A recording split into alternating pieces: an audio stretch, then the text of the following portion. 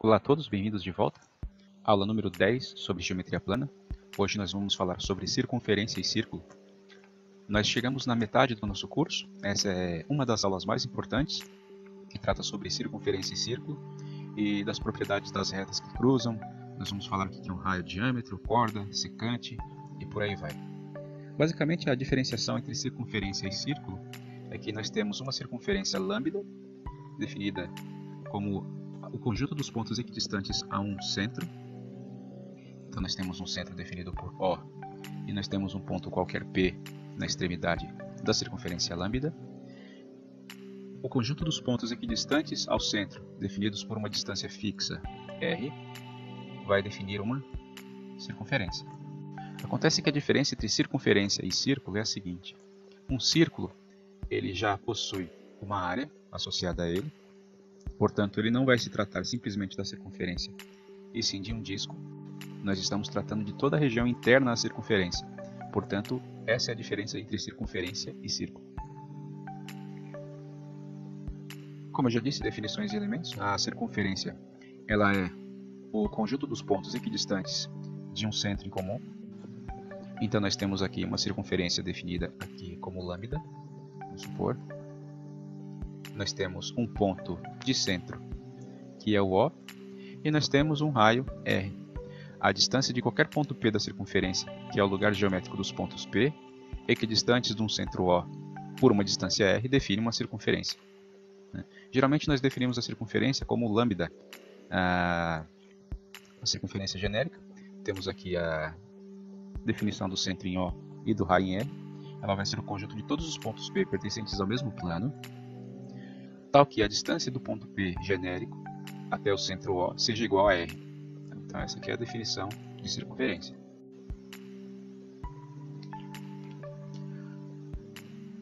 Aqui nós tratamos da localização de um ponto. Então se a distância desse ponto ele for menor que R, é dito que esse ponto ele é interno à circunferência lambda. Se esse ponto ele tem a mesma distância até o centro igual à medida R, que seria o raio, esse ponto ele pertence à circunferência. Então a distância do ponto ao centro sendo igual a raio, esse ponto ele pertence à circunferência. E esse ponto ele vai ser externo à circunferência lambda se a distância dele até o centro for maior que R. Então aqui nesse exemplo nós temos o ponto I, que ele é interno, porque a distância entre ele e o centro é menor que o raio. Nós temos esse ponto P, que a distância dele até o centro da circunferência é exatamente igual a raio, exatamente igual à medida do raio da circunferência. E nós temos o terceiro caso, que é o ponto E. O ponto E está externo à circunferência, porque a distância dele para o centro O vai ser maior que o raio da circunferência. Ele extrapola os limites da circunferência, por isso ele é chamado de ponto externo. O conjunto dos pontos internos à circunferência é o interior dessa circunferência, e o exterior dessa circunferência vai ser definido como o restante, vai ser o complementar no plano. Então o interior ele é o conjunto dos pontos P pertencentes ao plano, tal que a distância entre o ponto e o centro vai ser menor que o raio. Então o exterior ele vai ser definido como o conjunto dos pontos P pertencentes ao plano, tal que a distância do ponto P até o centro da circunferência vai ser maior que o próprio raio da circunferência. Corda, diâmetro e raio. Essa é uma das definições mais importantes de círculo e circunferência.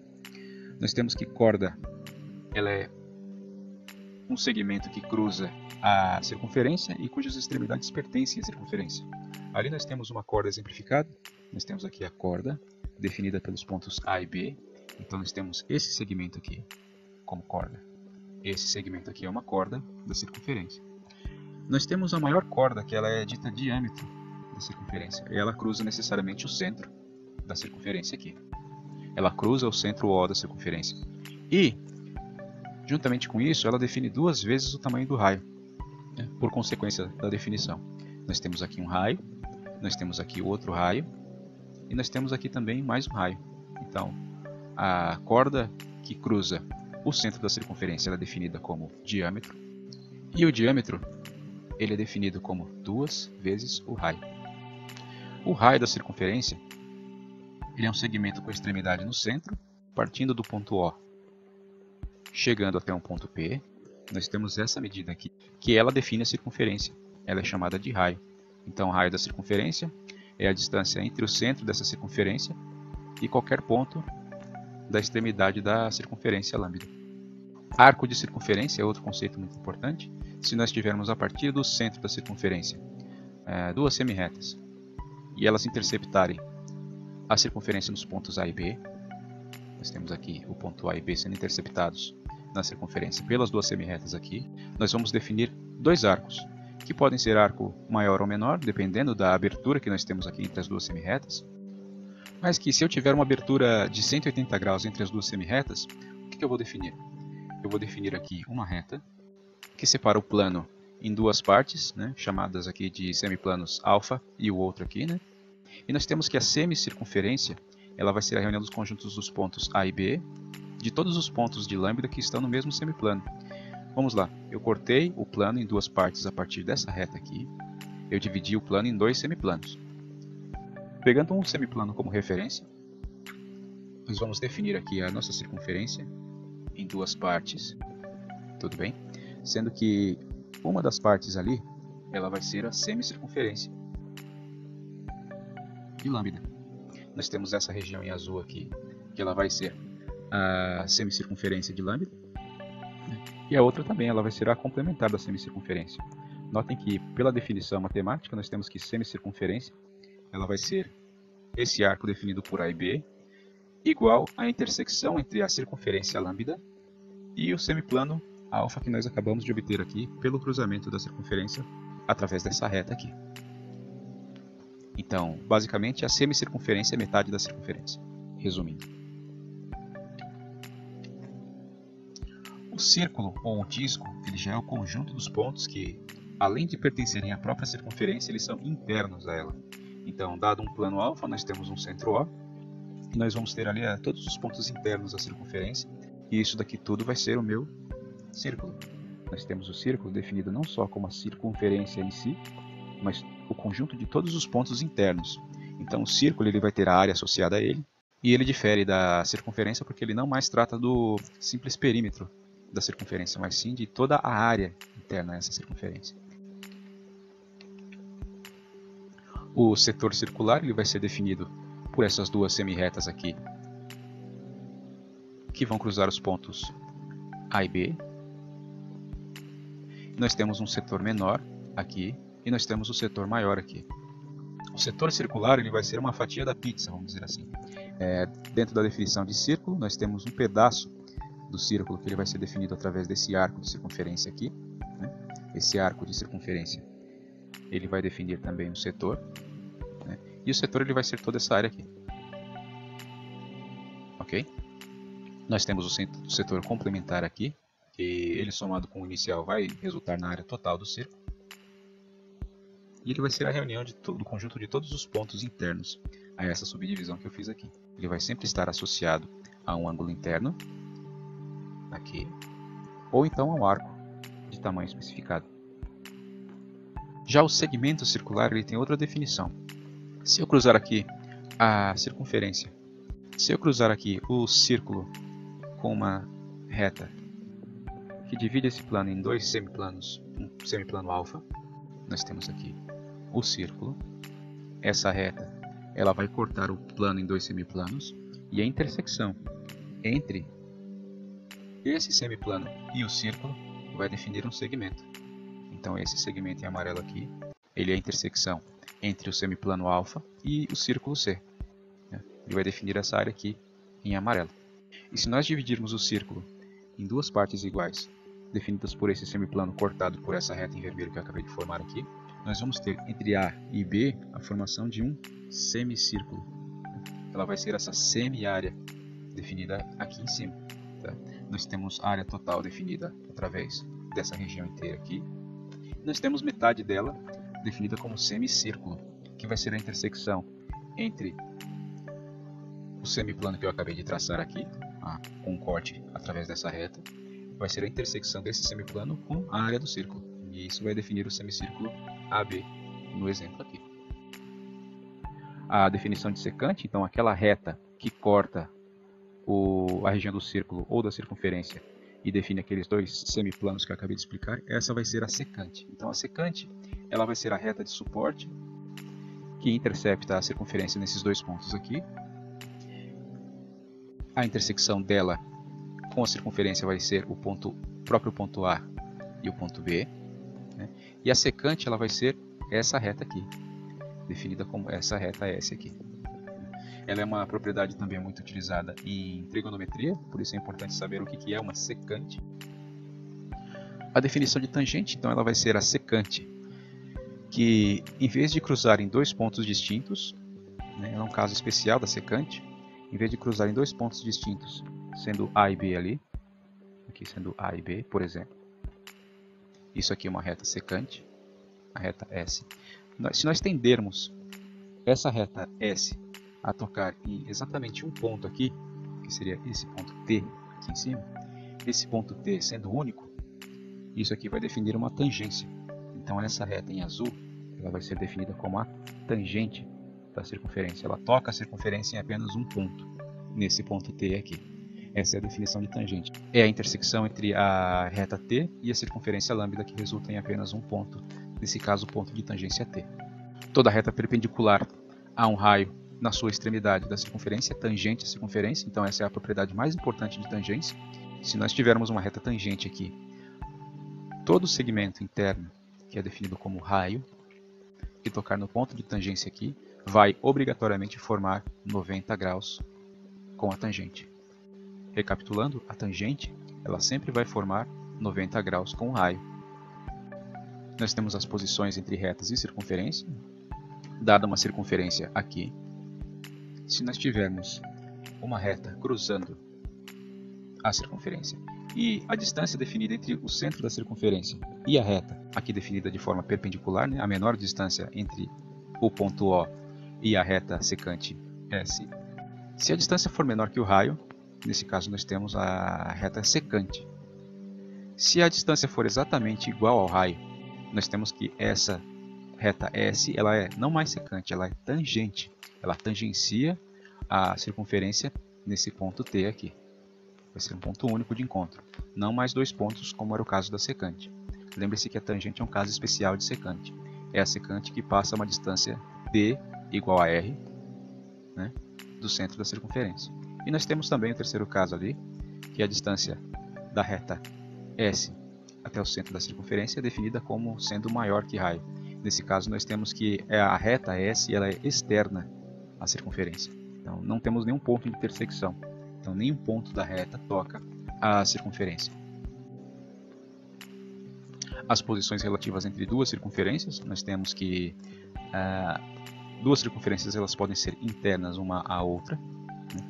Se nós tivermos essa condição aqui. Se nós tivermos a primeira circunferência aqui, e nós tivermos essa distância aqui, definida como a distância entre centros, nós temos que as duas circunferências são internas uma à outra.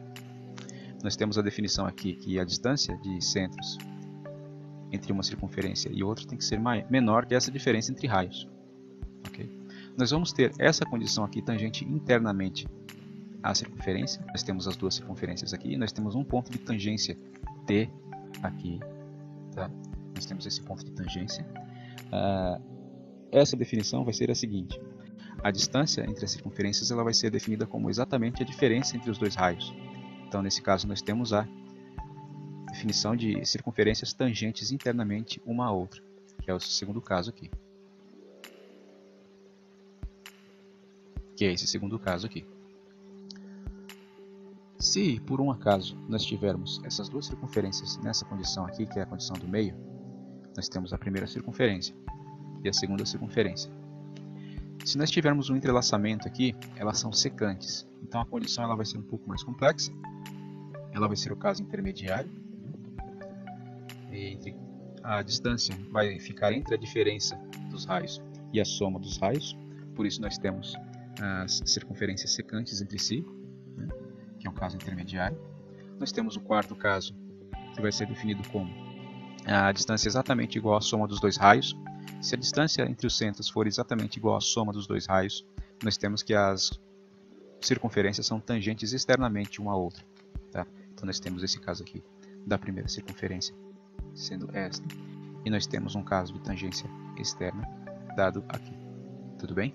Nós temos um único ponto de tangência aqui, mas se a distância for igual a exatamente a soma dos dois raios, nós temos que as circunferências são tangentes externamente uma à outra. E o quinto caso seria que nós temos uma circunferência aqui, e nós temos outra circunferência lá fora, tá? E nós temos que a distância aqui definida, ela vai ser maior que a soma dos dois raios. Por isso, essa condição é de uma circunferência externa à outra. Uma propriedade muito importante é que se conduzirmos dois segmentos a partir de um ponto externo à circunferência, então nós temos lá o nosso ponto P, lá fora. Se nós conduzirmos dois segmentos e nós tangenciarmos a circunferência aqui e aqui, esses dois segmentos PA e PB, eles são obrigatoriamente congruentes.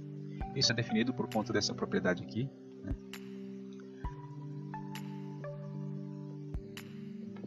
Nós temos em comum a hipotenusa, nós temos esse lado em comum, então nós temos a hipotenusa em comum. Nós temos esses dois lados aqui, que eles também são comuns, porque eles se tratam do próprio raio da circunferência. E nós temos um ângulo de 90 graus ali. Os dois triângulos aqui sendo congruentes. Nós temos que os dois segmentos em vermelho eles vão ser obrigatoriamente congruentes, que é essa definição aqui. Tudo bem? O PA é igual ao PB. Os dois segmentos tangentes aqui à circunferência, eles são obrigatoriamente congruentes. Uma das nossas últimas definições é que um quadrilátero ABCD ele vai ser circunscrito a lambda, ou nós podemos dizer que lambda é inscrita em ABCD.